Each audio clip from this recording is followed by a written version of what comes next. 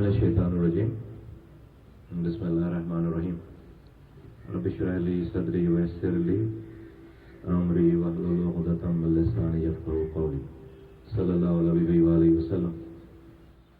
मोहतरम साफ़ी हज़रात, print electronic media से आए तमाम दोस्तों, यहाँ पे मौजूद खालिद मकबूल सिद्दीकी भाई, उनके रफ़क़ा, फारूक सत्तार भाई, उनके रफ़क़ा, तमाम कारकुनों को, तमाम ज़िम्मेदारों को, जहाँ जहाँ में मेरी आवाज़ इस मीडिया के ज़रिए जारी है, सबको अस्सलाम वालेकुम।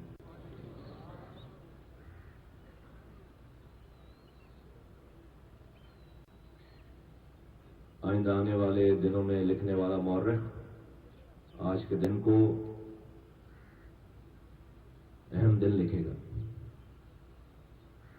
कुछ ऐसे फैसले इस दिन होने जा रहे हैं जो कि ना समझ में आने वाले हैं। अगर हम अपनी बात करें तो हमने पहले भी ना समझ में आने वाले फैसले किए, जहां से जिस चीज की लोगों को उम्मीद नहीं, सोच नहीं थी, हमने वो काम करके दिखाया। 14 अगस्त 2013 को मैं अल्ताफ हुसैन साहब की एमक्यूएम छोड़कर गया। राब्ता कमेटी का मेंबर था, पाकिस्तान का सेनेटर था। अल्ताफ हुसैन साहब से हमारी कोई लड़ाई नहीं, कुछ उन्होंने हमसे नहीं लिया था। जो कुछ बढ़ता था हमें मिलती थी वो चीज। कोई पर्सनल लड़ाई नहीं थी, कोई जाती लड़ाई नहीं थी, कोई जाती रंजिश नहीं थी। अक्टूबर 2013 को अनीस खानी साहब राब्ता कमेटी के मेंबर से छोड़कर चले गए। 3 सालों तक हमने कोई बयान, कोई आवाज, कोई सोशल मीडिया इस्तेमाल नहीं किया। 3 मार्च 2016 को मैं और अनीस खानी साहब यहां पर आए हैं और हमने जो कुछ कहा है, जो बगावत की है, वो बबांगे दोहल की। ना समझ में आने वाली बात, जिस वक्त सच बोलने की सबसे छोटी सजा इस शहर में मौत थी, हम उस वक्त आकर यहां पर हमने जो कहा वो हमने कहा। क्यों? मेरा कोई भाई नहीं मर रहा था, मेरा कोई भाई लापता नहीं था, शोदा कब्रिस्तान में मेरे किसी भाई की लाश नहीं जा रही थी। रोजाना पाकिस्तान की रियासत को गालियां बकी जा रही थी, पाकिस्तान की फौज को गाली बकी जा रही थी। नरेंद्र मोदी को आवाज लगाई जा रही थी कि नरेंद्र मोदी अपनी सरहदें खोलो और हमें सियासी पनाह दो। माओ को, बहनों को बिठाकर, कैमरे लगाकर ये बताया जा रहा था कि बायोलॉजिकली जो है वो बच्चे कैसे पैदा किए जाते हैं, और नाम था मुहाजिरों के वो बाबा कौम।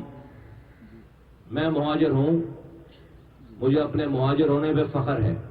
जिस तरह से किसी को अपने सिंधी होने पे, बलोच होने पे, पंजाबी होने पे फख्र है, मुझे अपने मुहाजिर होने पे फख्र है। लेकिन ये वो दौर था जब रोजाना हर तीसरे दिन शोदा कब्रिस्तान में झंडे में लपेटकर लाश जाती थी। माएं अपने लापता बच्चों को ढूंढती फिरती थी शहर में। हमने आकर आवाज लगाई रियासत को, पाकिस्तान के लोगों को। ये जो साहब रोजाना बैठकर मुहाजिरों का नाम लेकर अपने ख्यालात का इजहार कर रहे हैं, मैं बिंगे मुहाजिर इनसे बगावत करता हूं। मैं बिंगे मुहाजिर ये कहता हूं कि ये मुहाजिरों की बात नहीं है, और सिर्फ उनके कहे हुए को तमाम मुहाजिरों को उसकी सजा ना दी जाए। वो गाली बके, वहां से बैठकर यहां पर सैकड़ों लड़का रोजाना उड़ जाए, रेंजर्स आ जाए, पुलिस ले जाए, कोई भी वाकया हो शहर में, उसका इल्जाम किसी भी एमक्यूएम के जिम्मेदार पे लगा दो, पूरी दुनिया, पूरा पाकिस्तान उस पर यकीन करता है। तो उनकी जिंदगी में ये आवाज लगनी चाहिए थी मुहाजिरों के दरमियान से। इसलिए हमने जो सही समझा अपनी कौम के लिए, अपनी जान को हथेली पे डालकर हमने 3 मार्च 2016 किया। अपनी जात के लिए नहीं किया, अपने लोगों के लिए, अपनी कौम के लिए और अल्लाह की मखलूक के लिए ये तमाम चीजें की। अल्लाह का शुक्र है कि आज اس شہر میں جو ایوریج 22 لاشیں روزانہ گرتی تھیں، ہر کمیونٹی سے ہماری لڑائی تھی، ہر علاقے میں مورچے بنے ہوئے تھے. آج اللہ کا شکر ہے وہ منظر نہیں ہے. سارے شہداء قبرستان میں تالے پڑ گئے 6 سالوں سے.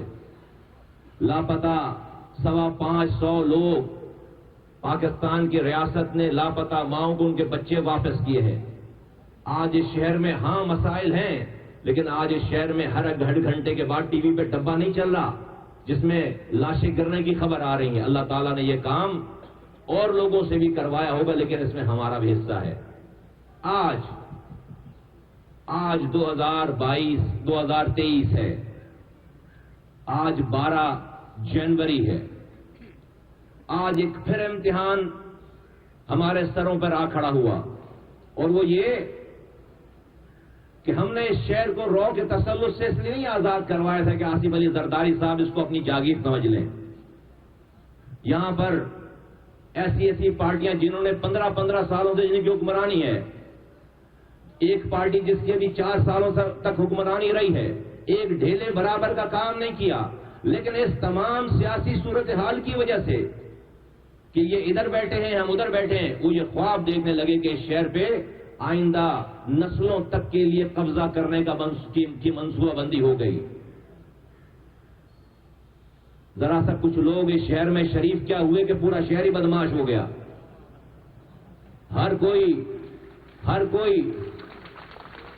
ڈسٹرکٹ سینٹرل قبضہ کرنے کے خواب دیکھ رہا ہے، کوئی جو ہے وہ ڈسٹرکٹ کورنگی قبضہ کرنے کے خواب دیکھ رہا ہے.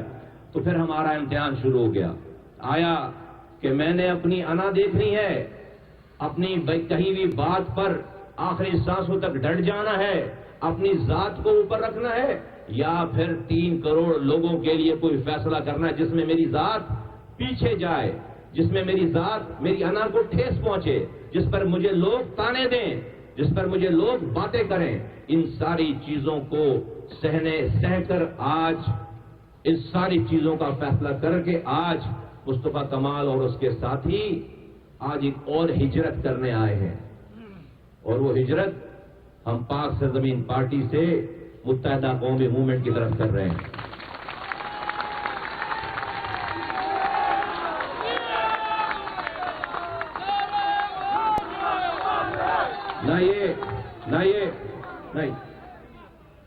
نہ یہ ہماری ذات کا مسئلہ ہے، نہ میری آرگنائزیشن کا مسئلہ ہے، یہ پاکستان کا مسئلہ ہے. کچھ جن لوگوں کی یہ منصوبہ بندی ہے، چلے میں ڈائریکٹ اسٹریٹ فارورڈ بات کرتا ہوں، تمیز سے بہت مؤدبانہ گزارش کرتا ہوں آصف علی زرداری صاحب سے. ان کا ارادہ ہے کہ بلاول بھٹو زرداری کو وزیر اعظم پاکستان بنائیں، لیکن وہ اپنے وزیروں کو سمجھائیں کہ وہ اپنی چند سیٹوں کی خاطر کراچی پہ قبضہ کر کے اگر پورے کراچی کو انہوں نے پیپلز پارٹی کا مخالف بنا لیا تو کیا بلاول بھٹو افورڈ کر سکیں گے کہ کراچی کو اپنے ساتھ اپنے خلاف کھڑا کر لیں اور وزیر اعظم بن جائیں؟ نہیں. اگر ان کو وزیر اعظم بنانا ہے بلاول بھٹو کو، تو کراچی اور سندھ کے شہری علاقے کے لوگوں، حیدرآباد کے لوگوں کی داد رسی کرنی پڑے گی، ان کے دکھوں پر مرہم رکھنا پڑے گا، اپنے دل کو بڑا کرنا پڑے گا. اور یہ میں کوئی مخالفت کی بات نہیں کر رہا، میں بہت ہی ادب سے بہت ہی مؤدبانہ گزارش کر رہا ہوں کہ چند لوگوں کی باتوں میں آ کر سارا گیم خراب نہ کریں. ہم نہیں لڑنا چاہتے، لیکن اگر میں مہاجر ہوں اور 2.5 لاکھ آپ نے نوکری دی اور اس شہر میں کوٹا سسٹم تھا، اس کوٹے پہ بھی کوٹا نہیں دیا، 40% کوٹا تھا، اس پہ بھی جعلی ڈومیسائل بنا کر آپ ایک نوکری نہیں ہے کراچی حیدرآباد والوں کو، ایک یونیورسٹی نہیں ہے، پینے کا پانی گھر میں آتا نہیں ہے، سیوریج کا پانی گھر سے باہر جاتا نہیں ہے، کچرا آپ اٹھانے نہیں دیتے، رات میں لائٹ نہیں، صبح گیس نہیں، تباہ برباد ہے شہر.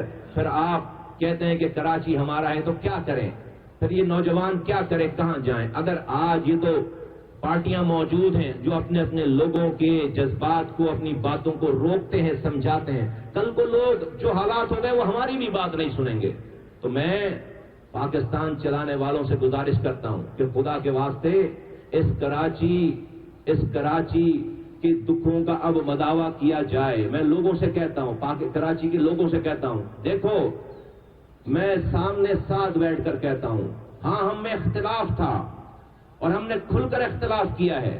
میں نے منافقت نہیں کی، لیکن اگر آج لوگوں کے لیے اگر ان حالات کو دیکھ کر میں آج مفاہمت کی بات کر رہا ہوں تو اس میں بھی منافقت نہیں ہے. میں پاک کراچی کے رہنے والوں کو کہتا ہوں کہ اپنے اپنے کمفرٹ زون سے ان کو باہر نکلنا پڑے گا امن کے ساتھ. اور آپ نے دیکھ لیا پی ٹی آئی کچھ نہیں کر سکی، پیپلز پارٹی 15 سالوں سے کچھ نہیں کر سکی. اگر کوئی کچھ اس شہر کو پہلے بھی بنایا تھا، انشاءاللہ تعالیٰ اس شہر کو دوبارہ بنائیں گے انشاءاللہ تعالیٰ. اور یہ کراچی کے لیے نہیں، یہ کراچی کے لیے نہیں، کراچی پاکستان کو پالتا ہے. کراچی پاکستان کو آج بھی چلا سکتا ہے، پال سکتا ہے. آئی ایم ایف اور باہر کے لون سے آپ کو سانسیں مل سکتی ہیں، آپ کو وینٹیلیٹر لگ سکتا ہے، آپ لانگ ٹرم نہیں چل سکتے. یہ جگہ ہے جو پاکستان کو چلاتا ہے. اس کی آپ یاری کیجئے، دلوں کو بڑا کیجئے. 18ویں ترمیم میں جو اختیارات اور وسائل وزیر اعلیٰ کو ملے ہیں، این ایف سی ایوارڈ سے پیسے لیتے ہیں، P F C award provincial finance commission نہیں دیتے. ہم بھیک نہیں مانگ رہے، یہ ہمارا حق ہے. 8ویں ترمیم صوبے کے تمام آرگنز کے لیے تھا، سارے اختیارات اور وسائل وزیر اعلیٰ ہاؤس میں پارک ہونے کے لیے نہیں تھا. تو 18ویں ترمیم میں جو اختیارات اور وسائل ملے ہیں وہ ڈسٹرکٹ اور یونین کاؤنسلز تک وہ اترنے چاہیے. مجھے پتا ہے کہ اور ساتھیوں نے بھی بات کرنی ہے، لیکن شاید یہ باتیں دوبارہ نہ ہوں. تو میں آج پاکستان کی ریاست چلانے والوں سے، پاکستان کی اسٹیبلشمنٹ سے بھی کہنا چاہتا ہوں، پاکستان کی حکومت سے بھی کہنا چاہتا ہوں کہ ایک دفعہ اس شہر کے نوجوانوں کو ونس فار آل ایمنسٹی دی جائے، معافی دی جائے، ان کو معاف کیا جائے. آج بھی جو لاپتہ نوجوان ہیں ان کو ان کی ماؤں کے حوالے کیا جائے. آپ نے 7 سالوں سے دیکھ لیا کہ ایک بھی پتھر نہیں پڑا اس شہر میں. بڑے بڑے نام، بڑی یہ لوگ آج اگر اس شہر میں امن ہے تو ان تمام نوجوانوں کی کنٹریبیوشن کی وجہ سے امن ہے، ان کا حصہ ہے اس امن میں. آج بھی جو لوگ، جن کی مائیں، جن کے بچے تڑپتے پھر رہے ہیں اپنے لاپتہ پیاروں کے لیے، ان لاپتہ ساتھیوں کو بازیاب کیا جائے. جن لوگوں پر جھوٹے مقدمات ہیں جیلوں کے اندر، ان کو ایک دفعہ معاف کیا جائے. کراچی کی ماؤں کے دلوں میں سے یہ جو چھپا ہوا کانٹا ہے اس کو ہمیشہ کے لیے نکال پھینکا جائے، اس کو نکالا جائے. اور ہم یہ ارادہ کرتے ہیں یہاں بیٹھ کر، میں اپنی طرف سے اپنے لوگوں کی ذمہ داری کے ساتھ جو آج آئے ہیں، ہم یہاں پر اب کوئی تفریق نہیں کرنا چاہتے. آپ شاید سوال کریں گے، اس کے بعد میں آپ کو پہلے ہی دے دوں، آپ کو جواب دے دوں. بہت سارے سوال ہوں گے، اس میں ایک سوال لازمی ہوگا کہ آپ کس کے انڈر میں کام کریں گے؟ تو ہم خالد مقبول صدیقی بھائی کے انڈر میں کام کریں گے. آپ کا سوال ایک تو کم ہو گیا، تو بہت سارا ٹائم اس پہ ضائع کرنے کے بجائے یہ والی چیز میں آپ کو پہلے بتا دوں تو بہت ساری. تو ایک تو یہ والی بات ہے. دوسری بات یہ ہے کہ اس شہر کی اب اس کی داد رسی کی جائے. ہم نے اپنا رول پلے کر دیا، وہ جو کوئی سوچ نہیں کر سکتا تھا ہم نے آج اپنی ذات سے باہر نکل کے وہ سب کچھ کر کے دکھایا ہے. وہ سب کچھ ہم نے کر کے دکھایا ہے. اور انشاءاللہ تعالیٰ اس کے اثرات کراچی اور پورے تمام سندھ اور سندھ کے تمام اضلاع اور تمام پاکستان کے رہنے والوں پہ اس کے اثرات ہوں گے. آخری بات میں یہ کہنا چاہتا ہوں، یہ شہر، جیسے کہ میں نے کہا میں مہاجر ہوں، مجھے اپنے مہاجر ہونے پہ فخر ہے، لیکن یہ شہر صرف مہاجروں کا نہیں ہے. یہاں پر لاکھوں کی تعداد میں پختون بستے ہیں، سندھی بستے ہیں، بلوچ بستے ہیں، پنجابی بستے ہیں، ہزارے وال بستے ہیں. اگر یہ شہر، اگر مہاجروں کی سب سے بڑی تعداد ہے، اگر مہاجروں کے ساتھ برا ہوگا تو اس شہر کے رہنے والے پختونوں کے ساتھ بھی برا ہوگا، پنجابی بلوچوں سندھیوں کے ساتھ بھی برا ہوگا. آج جو لوگ ہمیں اپنی حکومت چلانے کے لیے یہاں پر لسانی فسادات کراتے تھے، انگیج کراتے تھے، آج اللہ کا شکر ہے کہ اس پنڈال میں بھی اور ہمیشہ انشاءاللہ تعالیٰ ہمارے دیکھیں گے کہ اگر لیاقت آباد کا مہاجر ہے، اورنگی کا مہاجر ہے، کورنگی کا مہاجر ہے، ملیر کا مہاجر ہے، فیڈرل ایریا عزیز آباد، نیو کراچی، نارتھ کراچی کا مہاجر ہے، تو اس پنڈال میں سوراخ کوٹ کا پختون بھی ہمارے ساتھ اور شانہ بشانہ ہے. اس پنڈال میں بلیاری کا بلوچ بھی ہمارے ساتھ شانہ بشانہ ہے. اس پنڈال میں ملیر کا سندھی بھی ہمارے ساتھ شانہ بشانہ ہے. ساری زبانیں بولنے والے آج ہمارے ساتھ یک زبان، ایک جان ہے، اور ایک مشن کے تحت ایک جھنڈے کے نیچے کام کرنے کے لیے تیار ہیں. شہر کی بقا کے لیے، لوگوں کی بقا کے لیے، اپنی ذات سے نکل کر اس شہر کو، اس صوبے کو، اس ملک کو ترقی دینے کے لیے. میں سمجھتا ہوں کہ آج کا یہ دن بہت بڑا دن ہے، اس سے پاکستان کی ترقی کا آغاز ہوگا، کراچی بنے گا تو پاکستان بنے گا۔ اللہ تعالیٰ ہمارا حامی و ناصر ہو، اور جن لوگوں نے بھی اس کے اندر کوششیں کی اللہ تعالیٰ اس کو اس کا اجر دے۔ بہت شکریہ۔